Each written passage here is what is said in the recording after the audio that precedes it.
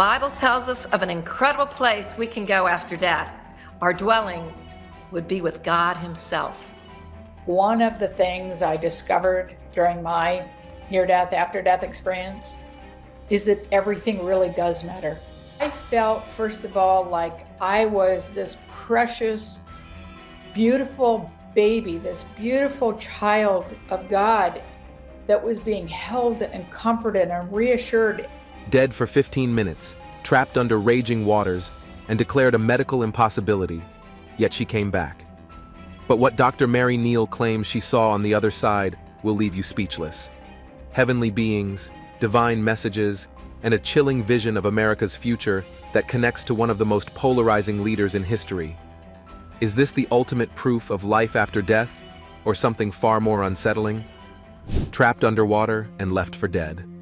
We begin with a sunny day in the late 1990s, the rapids of a Chilean river roaring around Dr. Mary Neal, an experienced orthopedic surgeon with a love for adventure. Neal wasn't just an amateur thrill seeker, she was a seasoned kayaker who knew how to handle the most turbulent waters. But even the best preparation can't always fend off fate. As she approached a particularly dangerous section of the river, the current suddenly shifted, forcing her kayak into an unforgiving pocket of rocks. Trapped underwater, pinned by the relentless force of the rapids, she was left with no way to resurface. Her friends, also seasoned kayakers, immediately sprang into action. Desperation painted their faces as they struggled to free her from the clutches of the river's icy grip. According to rescue protocols, a human body submerged for even 3 minutes faces dire consequences. Brain damage is almost guaranteed. Neal remained underwater for over 15 minutes. Let that sink in. 15 whole minutes. Medical logic says she should not have survived. When they finally dragged her limp body from the water, it was a grim scene. Her skin was blue, her pulse non-existent, and her body showed no signs of life. Her friends were devastated, but the story didn't end there.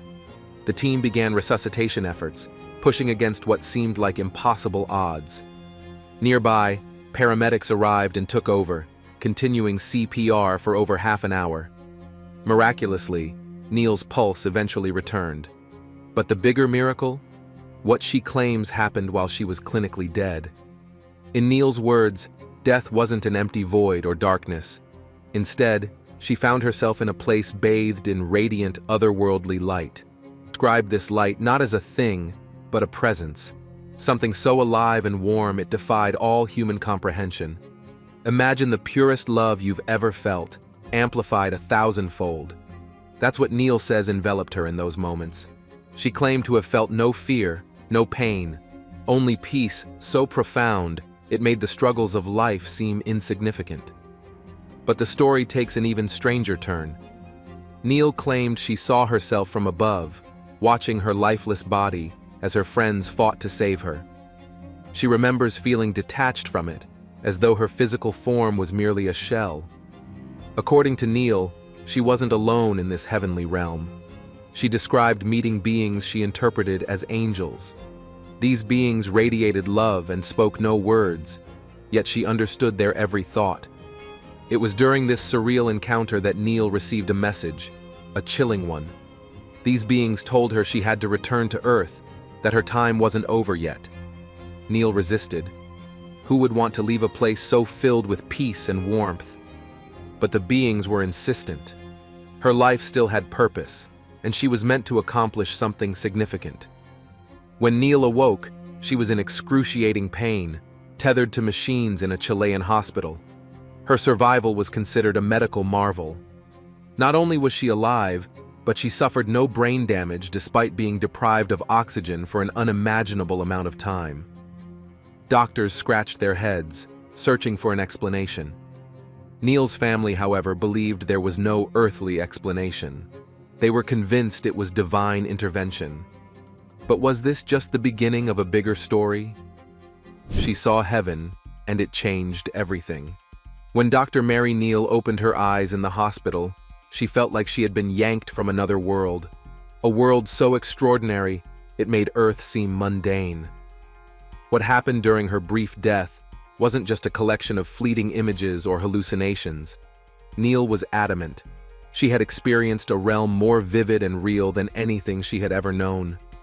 It wasn't simply a dream or the brain's last hurrah during oxygen deprivation. For Neal, this was heaven. What exactly did she see? Neal described being surrounded by an almost incomprehensible light, not the blinding kind, but an inviting, glowing warmth. This wasn't just light. It was a presence, an entity so full of love that it felt infinite. She couldn't help but compare it to everything she thought she understood about divinity. This wasn't just God watching over her. This was God, or at least the essence of God, and it didn't come alone. Neal claimed that angelic beings accompanied this light. These weren't the cherubs of storybooks or the intimidating warriors described in scripture. Instead, Neal said they were luminous, comforting figures that radiated kindness. They didn't speak in words, but conveyed thoughts directly into her mind, bypassing the need for language. The message was simple, yet overwhelming. She was safe, she was loved, but she wasn't meant to stay. This wasn't all Neal saw. She described being able to see her own body from above, as if she was hovering over the river where her friends fought to revive her. She watched their frantic efforts, feeling an odd sense of detachment. The pain, the cold water, and the terror were gone. Neal said that in those moments, she realized just how fleeting and insignificant physical suffering was in the grand scheme of existence. Here's where things get even more fascinating and more controversial. Neal claimed the beings she encountered hinted at her future. They told her she still had work to do and that her life on Earth wasn't complete. She later interpreted this as a sign that she would face challenges and have a purpose yet to fulfill. What she didn't expect was how much this purpose would shake her life to its core. Her eventual recovery baffled medical professionals. By every standard of modern science, Neal shouldn't have survived. Prolonged oxygen deprivation almost always results in severe brain damage, and yet Neal's faculties were intact. This left her doctors scratching their heads, calling her survival a medical anomaly. Neal, on the other hand, was convinced it was divine intervention. But there was one more thing she hadn't shared. Not yet. Neal's vision of heaven and the angels became the backbone of her book, To Heaven and Back. The bestseller not only recounted her near-death experience, but also hinted at a deeper spiritual awakening. Yet, for years, she withheld one part of her experience, a vision of the future that would ignite debates and controversies once it came to light. What was it that Neal saw about the world's future, and why did she keep it hidden for so long? The shocking vision of America's future. When Neal finally revealed the full scope of her vision, it left her audience stunned. According to her account, the heavenly beings showed her glimpses of a turbulent future. This wasn't some distant, ethereal prediction. Neal said the scenes she saw were unmistakably tied to the United States and its political landscape. What she described was nothing short of chaos. Neal's vision depicted crowds of people clashing in the streets, their faces twisted in anger and fear. She saw division so deep it seemed to rip through the soul of the nation.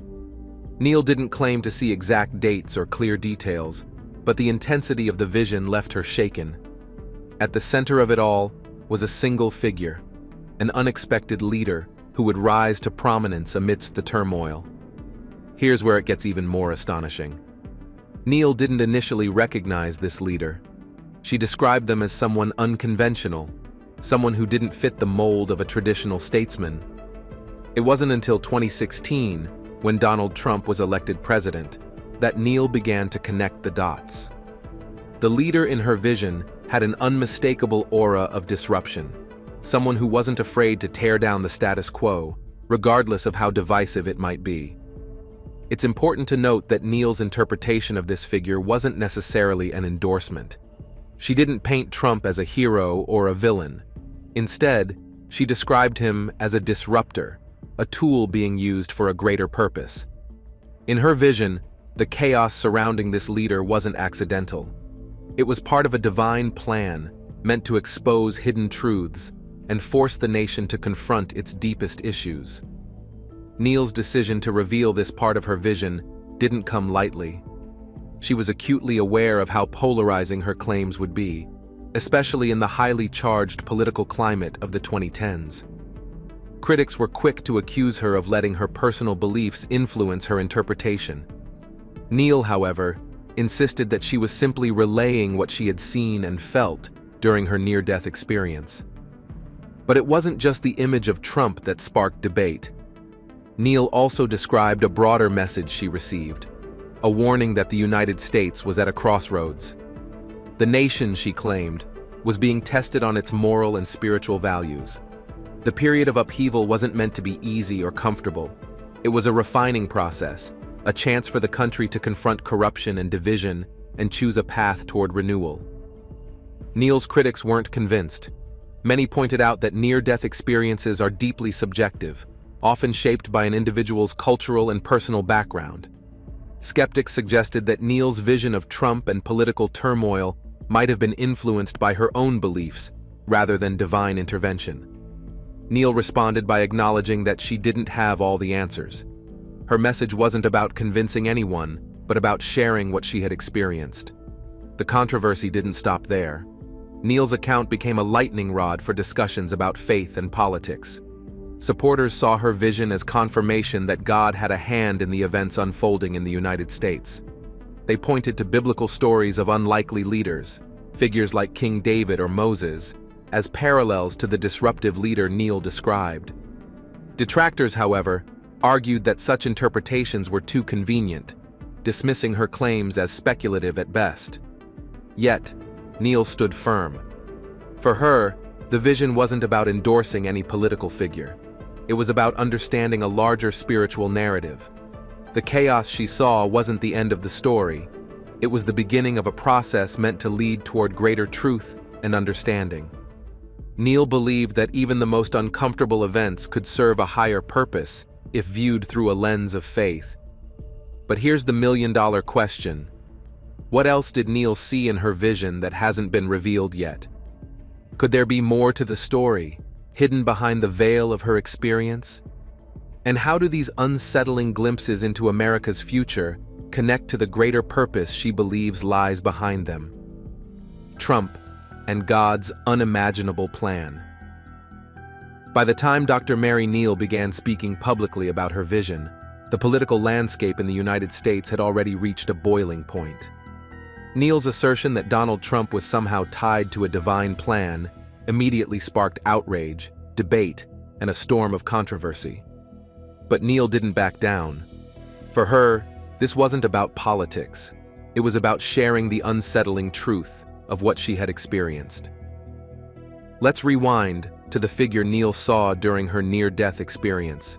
She described someone who didn't look or act like a typical leader.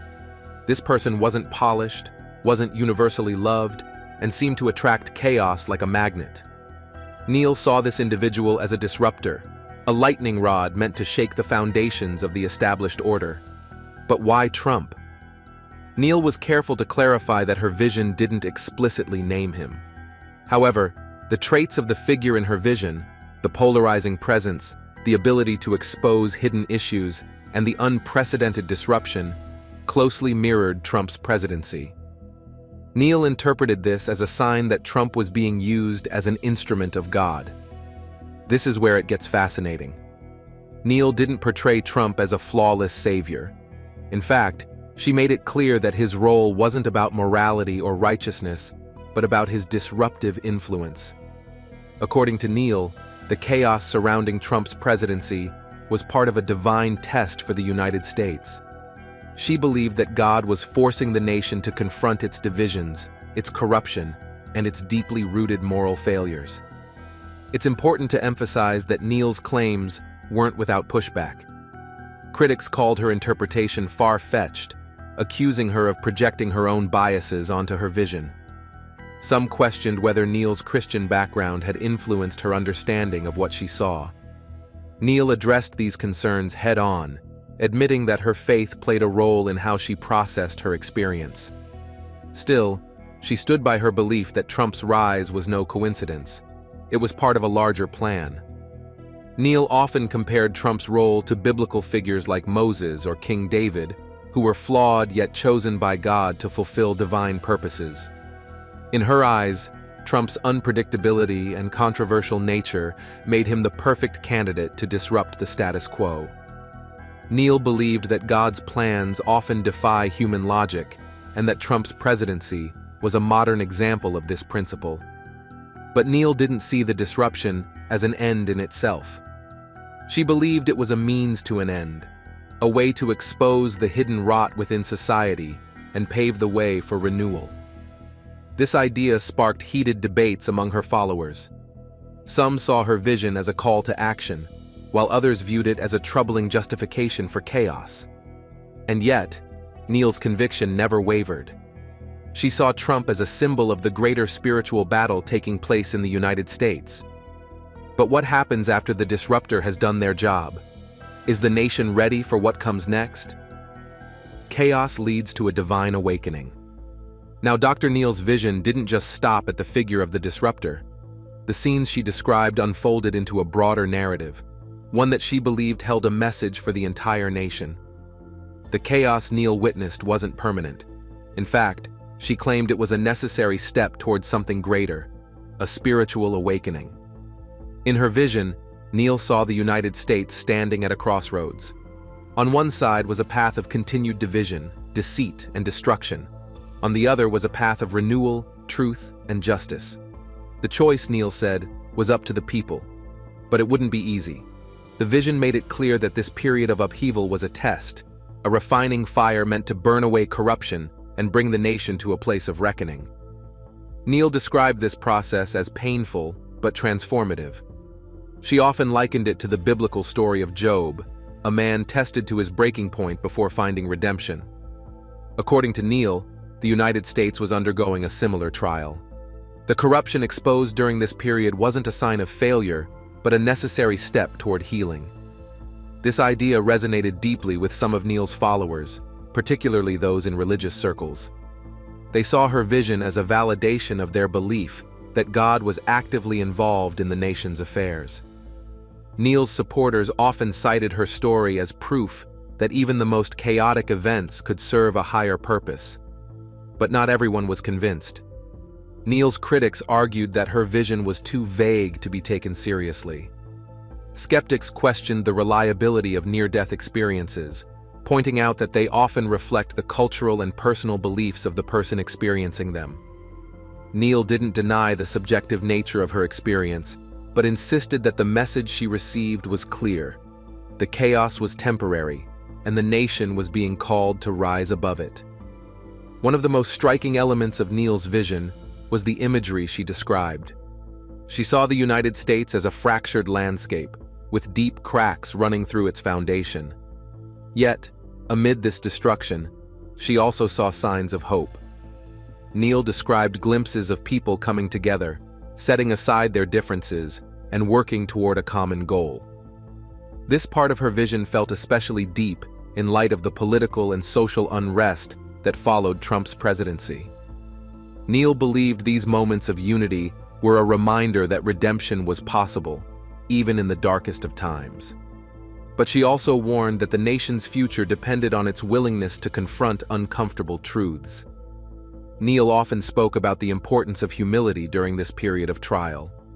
She believed that the chaos was a call for Americans to look beyond their own biases and seek a deeper understanding of God's plan. For Neal, the chaos wasn't a sign of divine abandonment, but a sign of divine involvement. Yet, her vision raised a difficult question. What if the nation failed the test? Neal admitted that the outcome wasn't guaranteed. The path to renewal required collective effort, and the choice ultimately lay in the hands of the people. Would they rise to the occasion, or would they succumb to division and fear? As Neal shared her vision, she was met with both admiration and criticism. Some saw her as a prophet, while others dismissed her as a sensationalist. Neal, however, remained focused on her mission. She believed that her near-death experience was a message for the world. What do you think? Was Dr. Mary Neal's vision a genuine glimpse into a divine plan, or just a vivid reflection of her beliefs? Let us know in the comments. If you enjoyed diving into this fascinating story, Don't forget to hit that like button and subscribe for more. See you next time.